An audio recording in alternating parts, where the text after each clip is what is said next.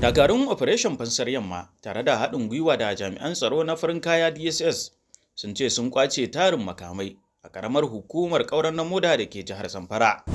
Dakarun sun kai wannan samaman ne bayan samun bayanan sirri kan masu safarar makamai daga jamhuriyar Nijar zuwa Najeriya. Wata sanarwa da jami'in yada labarai na rundunar Laftanar Kanal Abubakar Abdullahi ya fitar ya ce sun kaddamar da farmakin ne a ranar 27 ga watan Janairun shekarar 2025 abinda ya kai ga kwato makaman akan hanyar na moda zuwa Zurmi.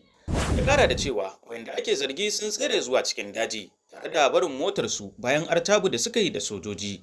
Kanal Abubakar ya kara da cewa bayan binciken da suka yi cikin motar sun gano makamai da dama da suka hada da bindiga kirar AK-47 guda 9 sai harsasai daban-daban. Dakarun suka kara tabbatar da cewa suna yin aiki tukuru domin su ga sun kama Bello Turji domin mayar da zaman lafiya a yankin da ya addaba da kai hare-hare.